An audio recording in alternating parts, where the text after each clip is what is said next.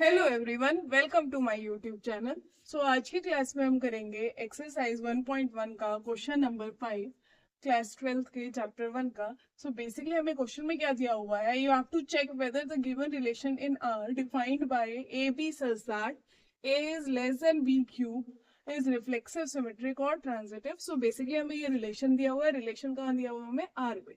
Are का क्या मतलब है? Set of real numbers. A is less than B cube, हमें चेक करना है रिफ्लेक्सिव, सिमेट्रिक और ट्रांजिटिव है या नहीं।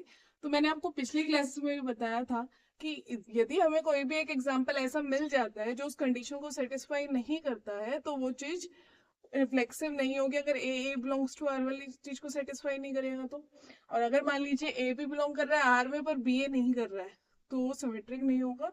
और ए बी और बी सी कर रहा है आर में और एसी नहीं कर रहा है तो वो ट्रांजिटिव नहीं होगा। तो हम सबसे पहले रिफ्लेक्सिव देखते हैं। रिफ्लेक्सिव के लिए आपके पास क्या था कि ए बिलोंग करना चाहिए आपका आर में। अब मान लीजिए आपने ए को लिया है हाफ, तो आपका ए क्यूब क्या आएगा? 1/8। तो हमें क्या पता है, जो हाफ है हमारा वो 1/8 से छोटा नहीं है, वो 1/8 से बड़ा है। तो आपका ए बिलोंग नहीं कर रहा है आर में। तो उसका क्या मतलब है कि आपका जो गिवन रिलेशन है वो रिफ्लेक्सिव नहीं है।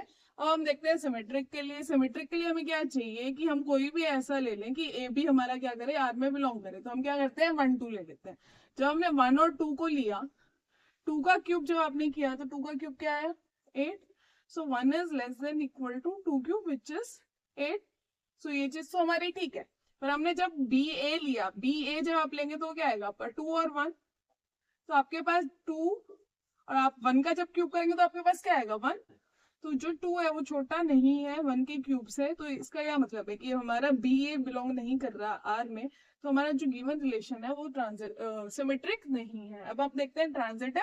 ट्रांजिटिव के लिए क्या होगा कि ए भी बिलोंग करे आर में और बी सी बिलोंग करे आर में। अब देखना है हमें ए सी कर रहा है कि नहीं कर रहा। तो हम ए को ले लेते हैं 2, बी को ले लेते हैं 3/2 और सी को ले लेते हैं 6/5।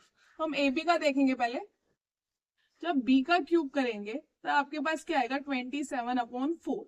और ए क्या है आपका?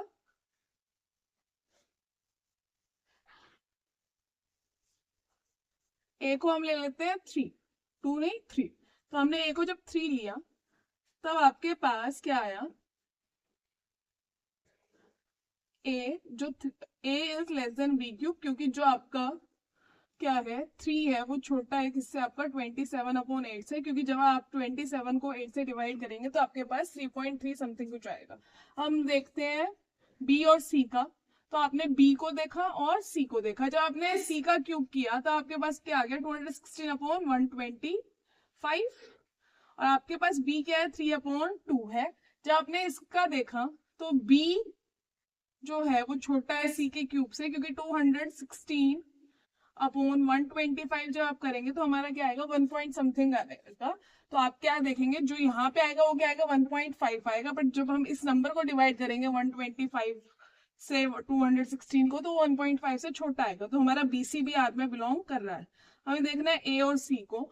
ए और सी को जब हम देखेंगे तो हमारे पास ए की वैल्यू क्या है? 3 है। सी की वैल्यू क्या है हमारे पास? 6/5 है। तो अब हमने क्या देखा, ए की वैल्यू तो 3 है, सी की वैल्यू 6/5 है। जब हम सी का क्यूब करेंगे तो हमारे पास क्या आ रहा है? 216/125।